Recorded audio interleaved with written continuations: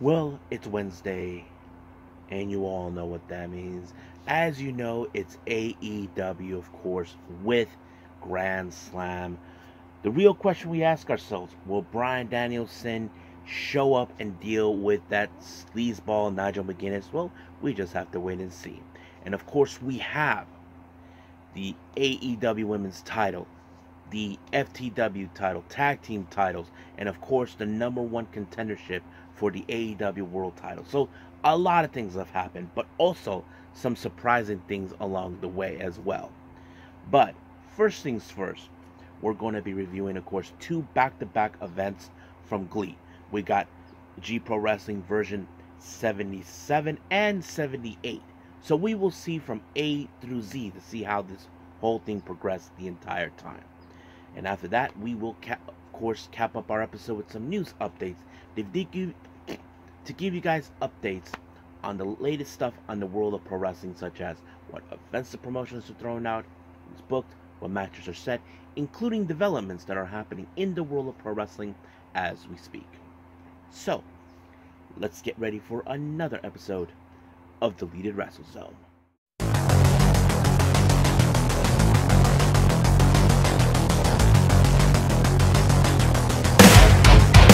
Are you ready?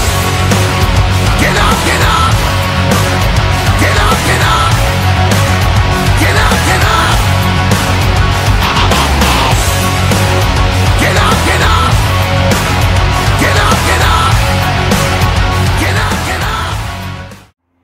Hey everyone, welcome to Deleted Wrestle Zone, all things that is pro wrestling with AEW, NXT, New Japan Pro Wrestling, TNA, the National Wrestling Alliance, various promotions, wrestlers, matches, and championships. I am your host, J-Rod here. So, if you are new to the channel, welcome. This is a channel where we do a lot of pro wrestling reviews from various promotions, not only here in the United States, but also in Japan, Mexico, Canada, Europe, the UK, anywhere in the world. Pro wrestling is not as big, but it continues to grow. We also, of course, do discussion videos, talk about various topics such as the wrestlers themselves, the promotions, factions, storylines, whatever we want to talk about. We also, of course, do more news updates. If certain information was unable to be on this episode, we can put it on a separate video or on the next episode. We also, of course, do real-timing news updates to keep you guys on alert if something has happened in the world of pro wrestling that needs to be addressed ASAP. We also, of course, do the Unagi Sayaka Watch and various other cool wrestling content as well. So if you like what you see, please subscribe to us. So click on that subscribe button. You'll be getting a lot of daily reviews and other cool wrestling content as well. But if you like this episode, please give us a like on the like button or a nice comment in the description down below. Now, all introductions are set aside. It's time to jumpstart this whole thing now. So let's begin with, of course, our very first review. This is one of the GLEAT shows. This is G Pro Wrestling version 77.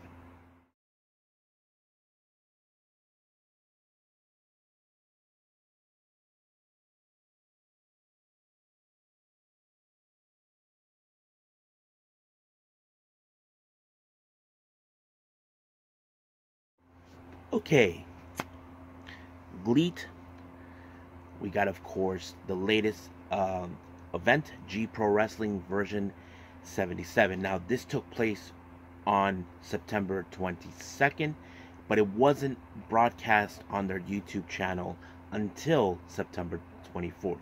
So, that makes a lot of sense. So, this is how we're going to go from A through Z on this entire thing. So our first match, we have, of course, Issei Onizuka teaming up with a guy I never seen before, named Tsuyoshi Michibata. They take on the guys from BGI, consistent of Tetsuya Izushi and Boy Daimonji. Of course, we all know that BGI are determined to, of course, conquer the entire GLEAT promotion as always. But it was Daimonji who picked up the win when he applied a somewhat of a lariat in the back of what's his name? Michibata's head, giving him the win. So that ends right there. Our second match, this is our only Yoshi wrestling match. In this one, we have Blanca Majo versus Michiko. Now, I have heard the name Blanca Majo before, but I don't know much about her. But she seems energetic and very fighting spirit. So that makes you think, okay, she'll probably is someone you'll get to know, eventually know more. But Michiko, we all know she is.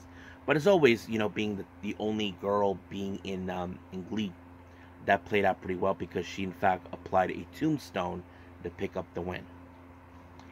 Our next match, we have the other members of BGI, consistent of Keiji Sato and Hartley Jackson, taking on the newly heel faction that's been now causing problems, Anti-GLEAT Monsters, consistent of Brass Knuckles June and Chris Weiss. Now, those who never heard of this guy, Chris Weiss, he normally wrestles out of Pro Wrestling 01 or Real 01, something like that.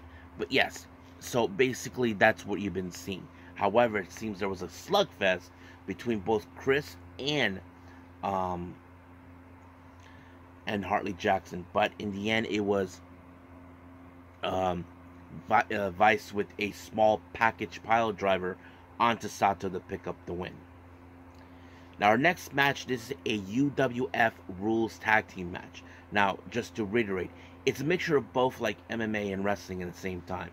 You can either win by pinfall, submission, or knockout. So that kind of goes its way as well.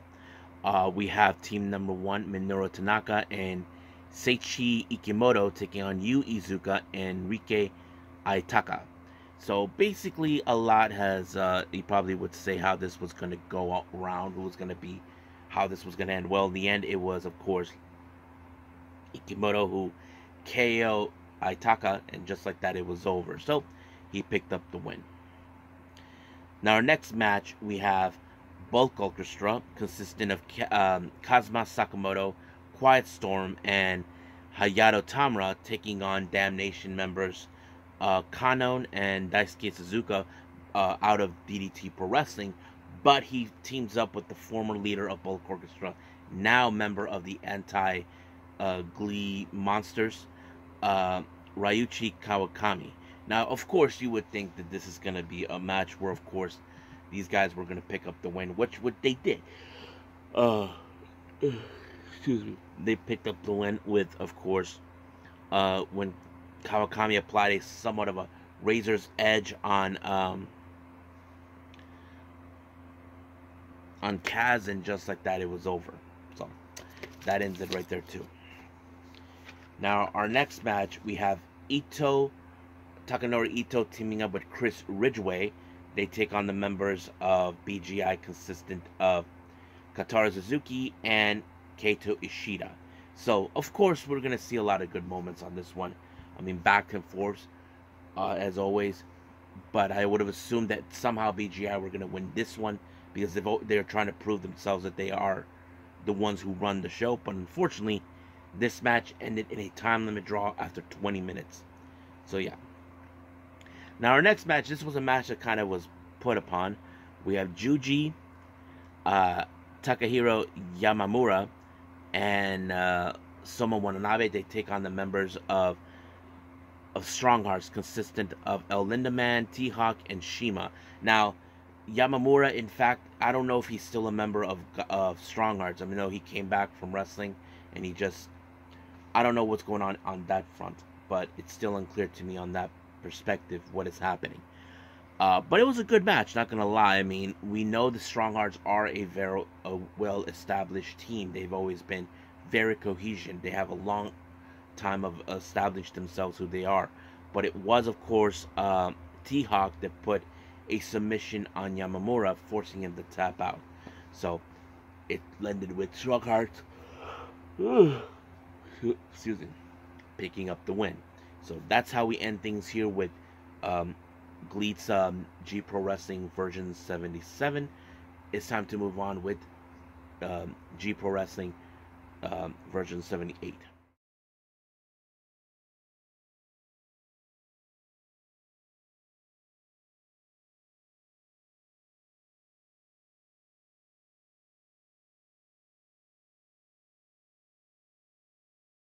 Okay, we continue more with GLEAT, but this time we have, of course, G Pro Wrestling version 78.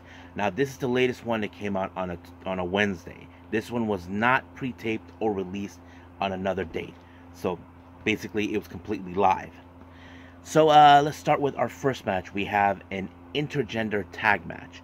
Our first team, we have Issei Onitsuka and Rina Yamashita taking on Yu Iizuka and Michiko. Now, I don't know where this match was going to go because there was no story to it. But, however, I still like certain dynamics of this match. Now, don't forget, Michiko is the only female in GLEAT, but we all know Rina Yamashita, who is not afraid, of course, facing men at the same time as well. We've seen her do it countless times. You know, she's been involved in death matches. But in the end, of course, there were some good moments I did like. Now, I would have assumed this match was going to fall in favor of Onitsuka and Yamashita for two reasons. One, Iizuka has always been the guy who loses the matches. That's the reason. And two, if you look at, of course, someone like Onitsuka and Yamashita, they seem like they had the perfect chemistry. But, in fact, it was Iizuka who, in fact, pulled it off when he applied his submission. I believe it was the octopus submission, and just like that, Inosuka had no choice but to tap. Now, our next match, we have a singles match. We have Juji taking on Kotaro Suzuki. I thought this match was pretty good because we hardly seen Juji in singles match. You know, he's sometimes be paired up in tag matches, wherever or whenever, but I thought it was a perfect opportunity. But one thing that was led, I thought he would have had his first big victory in as a singles competitor, but he did not. Apparently this one ended with him being pinned by Suzuki. He was so close, but at the end of the match, of course, everybody, both sides were attacked by, of course, anti-GLEAT monsters. So you don't know what the hell they're trying to do, but Kaito Ishida had it. He was like, I had it with this shit with you guys. So he was pissed that these guys are decided, oh, we're going to attack you guys. We don't care. I mean, this is something we know BGI has done in the past, but they felt like someone is threatening them now, like threatening their moment of glory. That's how I see it. So I don't know what they said, but however, it seems that these guys have an ally. Anti-GLEAT monsters have an ally, and you're not going to believe who that guy is. A mysterious figure comes through the door, and that person, well, it's Atsushi Onita. Yeah, the very same Atsushi Onita who's been involved in death matches, not to mention his memorable moments with Terry Funk. So he was there, but the one person that was not happy to see him was T-Hawk. Now, I don't know what they said to each other, but I'm sure T-Hawk would definitely wants to deal with him personally. So we'll see where that leads us from there. Now, our next match, we have Bulk Orchestra, consisting of Kazuma Sakamoto, Koki Awasaki, and Quiet Storm, taking on a makeshift team consistent of Takanori Ito, Minoru Tanaka, and Rika Aitaka. Now, I don't know how this was going to go because we know there's strong sides in every moment. Now, it was interesting to see, of course, seeing Ito and Aitaka and Tanaka together, but it worked in every aspect. So, however, it was, of course, Aitaka with a big-ass lariat onto Iwasaki, and just like that, it was over. And then he put out a promo. Now, I don't know what he said. Again, GLEAT does not have English commentators. I wish they did, but not everybody has the same kind of resource it did, or if anybody's interested. That's the thing. Our next match, we have a very interesting singles match. We have Gamma and Shima. Those two know each other for a long time. They've been in Dragon Gate, and they're from the same city, Osaka. They take on Soma Watanabe and Takahiro Yamamura. I wasn't too sure how this was going to be because, of course, Gamma and Shima are two of the most decorated veterans in the Japanese pro wrestling scene. So that kind of sets it up right there. But, as always, Soma Watanabe has continued to impress us when he applied the drop kick onto Gamma's face, and just like that, it was over. Our next match, we have a singles action. We have Soida Monji versus Hayato Tamura. Now, this is not the first time these two guys tangled with each other. Last time, the Monji might have lost, but this time I think Tamura gets the retribution. As always, these two guys are the two of the strongest competitors, but it was Tamura with the big lariat that sealed the deal for him to pick up the win. Our next match, we have tag team action. We have El Lindaman and T-Hawk of Strong Hearts. They take on Seiki Yoshioka and Chris Ridgway. Now, I'm not sure about this because Yoshioka, from my understanding, he's also, I don't know if he's still a member of Strong Hearts. That's something that's not been clarified yet, much like Yamamura, if anybody asks. But it was a pretty good match. But however, Ridgway is one of the most highly stronger wrestlers than anybody, because if you guys ever seen this guy, he's much technical wrestler than anybody you ever seen. So he put El Lindaman in a submission, force him to tap out. So that kind of played out pretty well in its own way as well. Now our main event, of course, is BGI, consistent of Harley Jackson, Tetsuya Izushi, and Kaito Shida taking on Anti-GLEAT Monsters. Now remember, they attacked, of course, them after a match that it was involving Kotaro Suzuki. So there's that. Of course, there was going to be a lot of back and forth on this one too. Not to mention, I don't know exactly what Kamikami's plans are, but it was unsuccessful thanks to, of course, Ishida when he applied a German suplex on June. Now, of course, the promo, I don't know what they said, but I'm sure that Anti-GLEAT Monsters are determined to establish themselves, even be better.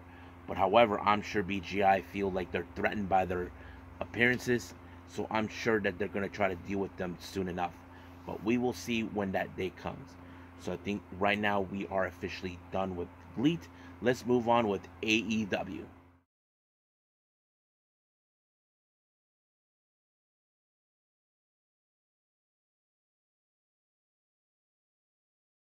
Okay, AEW Grand Slam. Now, as you all know, this had a lot of things. It started out with Nigel McGuinness, of course, a little pep squeak out of nowhere, who decided to take advantage of the situation. Now remember, their history between him and Bryan Danielson dates back almost over a decade or so. So basically, he took the advantage now to saying that he wants to challenge him while he's top of his game. But he took this advantage after Bryan Danielson was attacked by, of course, Moxley and the rest of BCC. So and then, of course, he hasn't heard a response from Bryan Danielson, claiming that he was a coward. So he told everybody that this match will be over by countout, and he's demanding that they strip of Bryan Danielson of the AEW World Title. Well, it did not happen until you heard. Yep. That song played out, he showed up. And of course, you know there was going to be no holdbacks between those two. So basically, you don't know how this was going to play out, but it was Bryan Danielson who prevailed by putting him in the label lock. So he won the match. However, of course, Christian Cage was attempting to do whatever it takes to get the AEW World Title. But luckily, Kip Sabian stopped them by stealing his pin, and he chased them until Christian Cage was stopped on his tracks until he saw the Pac and Claudio. Now, don't know what's significant, but I had that distinct feeling that they're trying to prevent him from becoming AEW World Champion. That's something I could see, but we'll get to that at another point. Now, our next match, we have the FTW title, Hook defending it against Roderick Strong. Now, of course, this was one of those matches you know is memorable because Hook has been an excellent champion, no matter what. And I thought he did pretty well. So, of course, Roderick Strong thought that Hook was just a kid who still needs a lot to learn, but he learned from the best, especially towards his father, Taz. But it was Hook who prevailed with the Red Rum winning the match. But at the post-match, of course, Roderick Strong showed him some respect. But at the end of it, he was receiving a post-match comment with Tony Schiavone, telling him that he defended it successful. But that's when he decided to drop well, you can say a bombshell if you want, but I don't consider it. More like he said that all things have come to an end. So he made the choice to retire the FTW title, and he handed it back to his dad, and of course it was an emotional roller coaster. Now I know some of you are questioning, why would Hook do that? Why would he Hook decide to retire this belt? Well, there are those who are starting to talk, and I am inclined to agree with them, that maybe Hook is determined to reach the next level of his career. Maybe actually getting an actual AEW title. So that is something we could definitely expect from Hook. So we'll see about that. Now, our next match, we have the AEW World Title. Kyle Fletcher and Will Ospreay versus the Bucks. Man, the match was crazy. I was like so impressed by the whole thing. Now, there are certain moments you would think how this was going to go. We know the Bucks have ways to outsmart their opponents or think of creative ways to ensure they cannot afford to lose this match. But, of course, with Will Ospreay and Kyle Fletcher, well, we know they know each other pretty well. They've known each other for a very long time. But the question is, can they pull it off? Well, of course, like any other moment, we did see, of course, the screwdriver in play. Will Ospreay tried to stop him, but unfortunately, it may have cost them the tag titles when, of course, Kyle Fletcher was caught in the EVP trigger, losing the tag titles. But I wouldn't expect at the end of this match, well, Kyle Fletcher might have turned his back on Will Ospreay and their friendship is dissolved. That's something we could see down the line. But, like I always say, that's another point at a different time. Now, our next interview we see with Renee Paquette. She talks to the conglomerate. Rocky Romero is now official a member of the conglomeration. And, of course, Mark Briscoe gives his word of the day and all that. But Rocky's, like, still getting the ropes of it. Because, you guys, when you see Briscoe giving, like, his hype, and then when he leaves the way he leaves, everybody follows. Rocky's, like, still by Orange Guy's like, oh, yeah. So, he's getting there. So, basically, he's still learning the ropes. So, I thought it was great. Now, Tony Schiavone, as you know, has volunteered to do an interview with Prince Nana to give an update on Swerve's condition. So, he did stated that, of course, he is still out of action, that he will be recovering, no telling when. But, however, we were surprised by someone from the past, and I think it's someone I did not expect. I think some people might have thought it might have happened, but we just didn't know when or where. Well, we saw MVP. Now, MVP, on the other hand, he agreed with Nana about certain things. One, Swerve is a great wrestler, a great champion, and all that. However, there was one thing he does not like about Nana. He thinks of him as a failure due to the fact that he asked him, why didn't he went on to get his AEW World Title back after losing it? Why did you allow for him to get hurt in the hands of Hangman when he burned his childhood home? So he's looking at Nana saying, you failed Swerve Strickland. You're the reason he's injured. So he thinks Nana is a failure. Now, I don't think Nana's a failure. We know that he would look out for Swerve. He always had Swerve's interests at heart. Not to mention, he did help him to get his childhood home back. But why does MVP think that Nana failed him? Nana even pleaded Swerve to ask for mercy, but he didn't. Well, we all know Swerve would refuse to do that.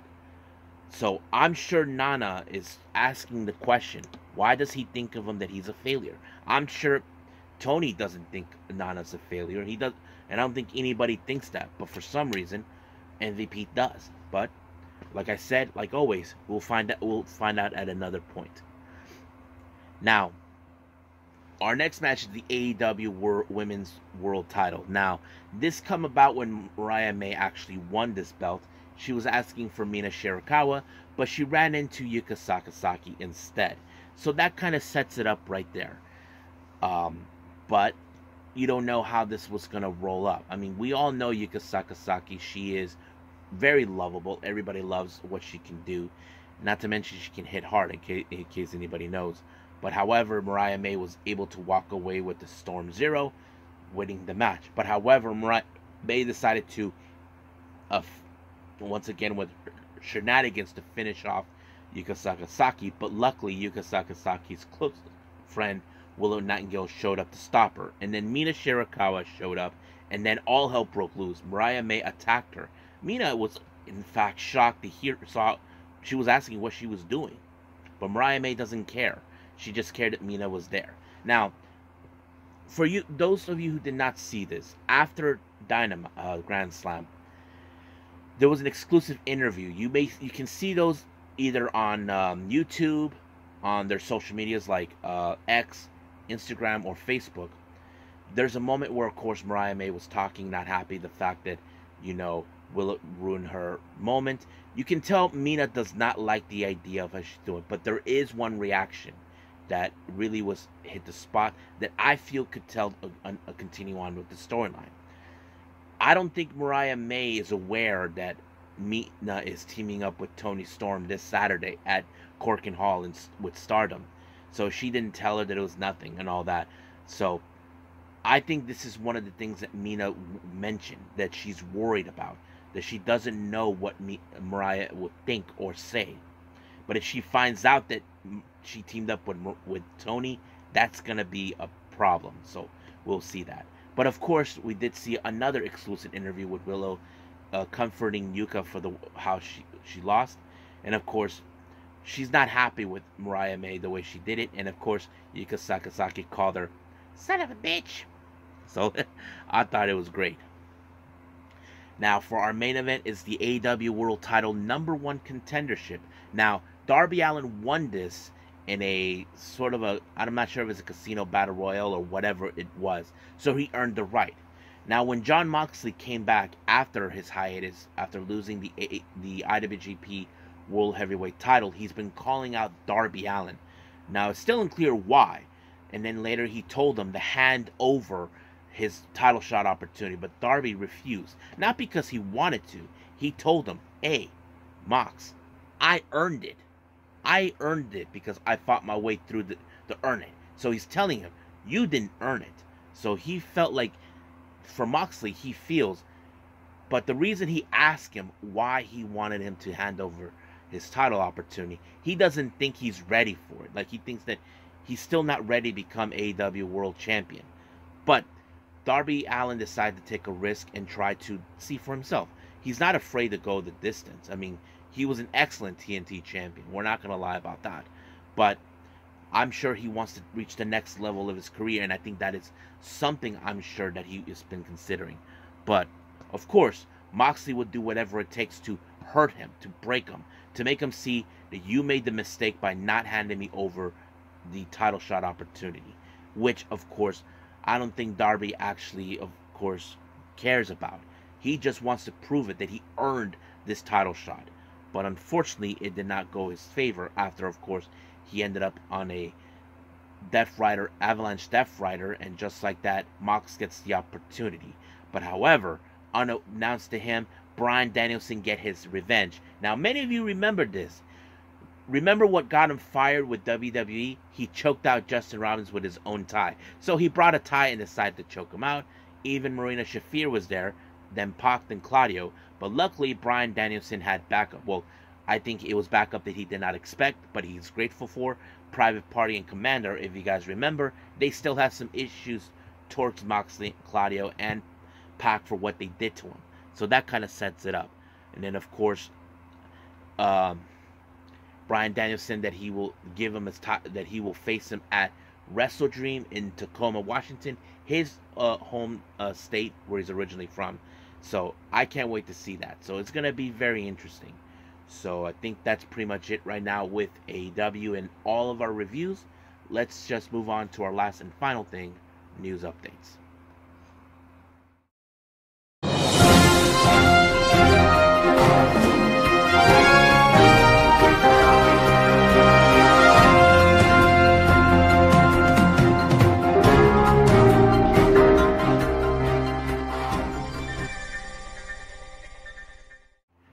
Okay, so welcome to our news updates. So this is what we have for all of you.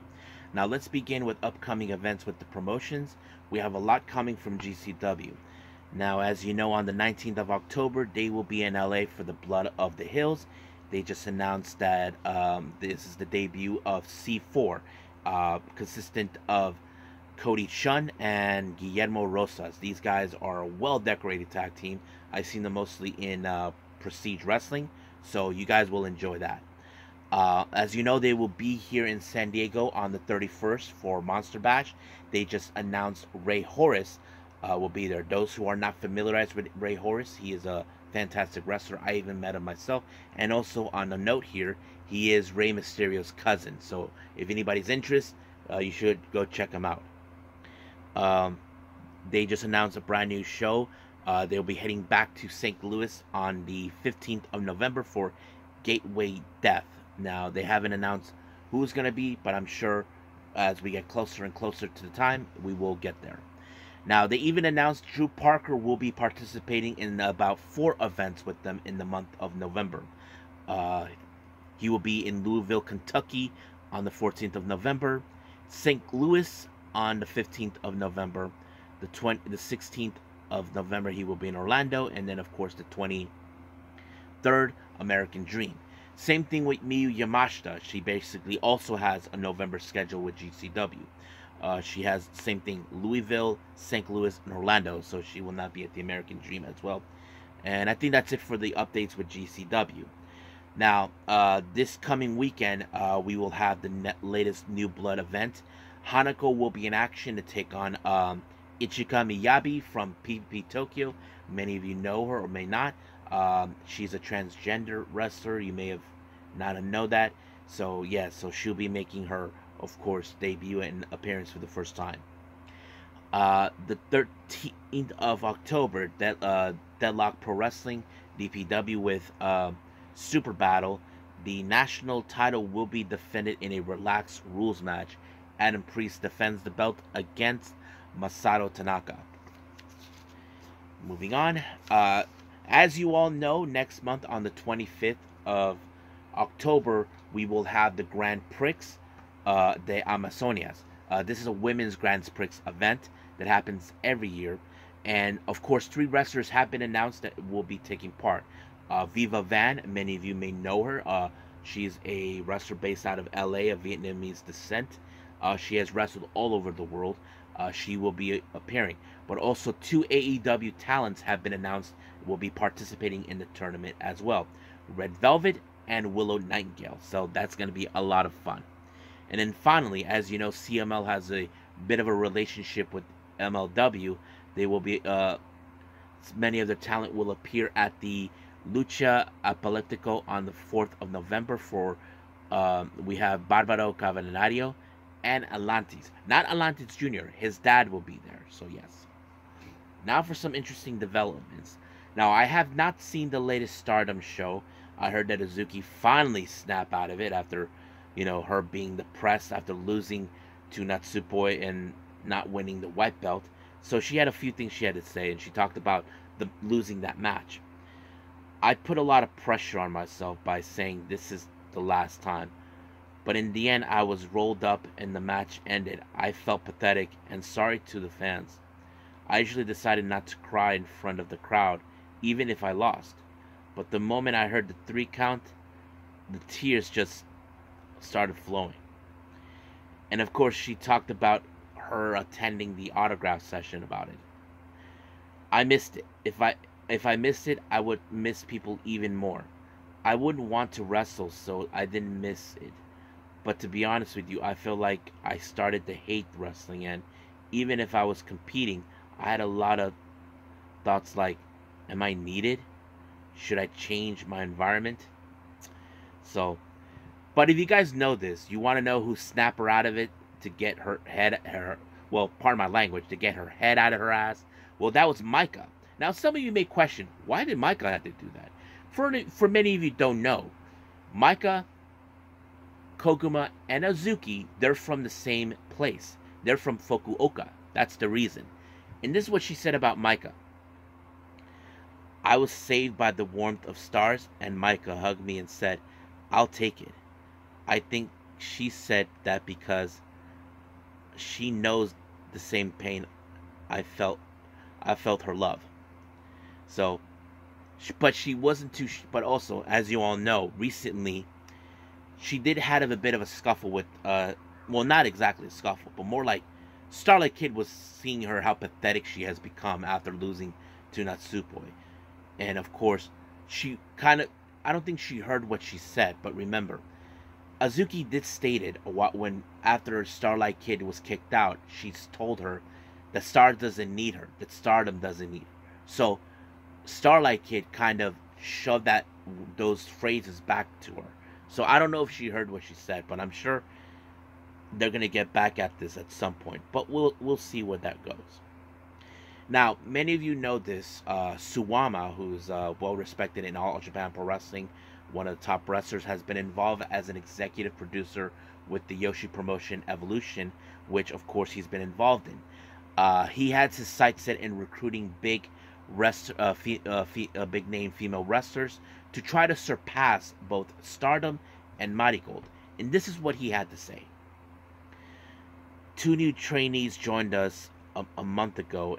Still, the number of members is still low.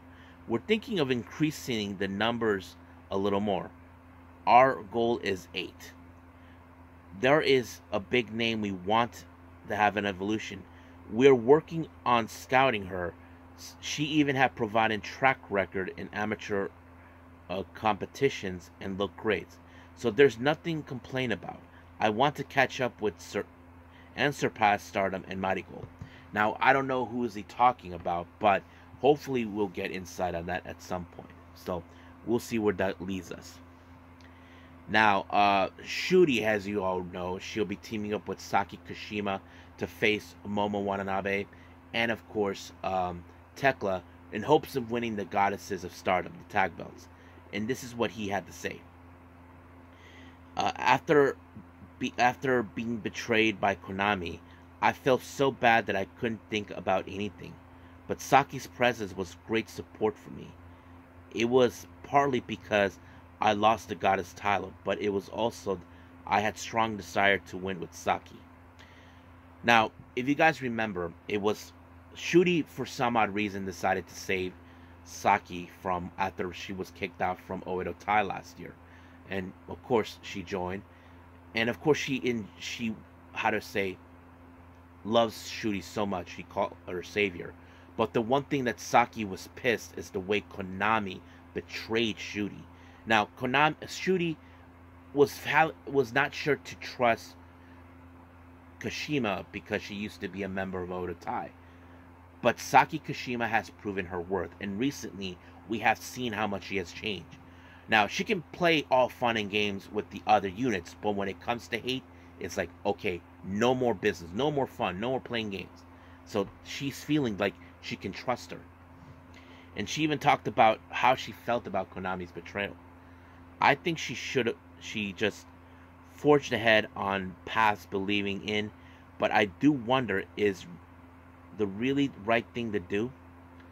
So, yeah. And then, of course, and also, she has noticing about the losses that Hate has suffered, like losing the red belt and a few others. I feel like the momentum of the summer is starting to fade. I think now is our chance, and I'll end it like this. So, yeah. So basically, Syuri is talking about about her teaming with Saki to win the Goddesses belt, to win them back, and at the same time, the betrayal from Konami, and now seeing that, of course, the momentum from Hate has started to diminish. So we'll see how things will progress for them, and we'll go from there from that. So I think that's pretty much it with everything else in our news updates, and of course with our reviews. So let's just call it a day. Well, I hope everybody enjoys this episode. Coming up, we have TNA and Ring of Honor, so we will be doing that. That's a top priority. We're still a little behind on certain wrestling events, but nonetheless, we will get to those as soon as possible. But for now, we'll just leave things as it is. I'm keeping this closing as a short for the time being. But until then, I will see you guys in the next DWZ time, same DWZ channel. I must bid all of you adieu. So, goodbye, and have a nice day.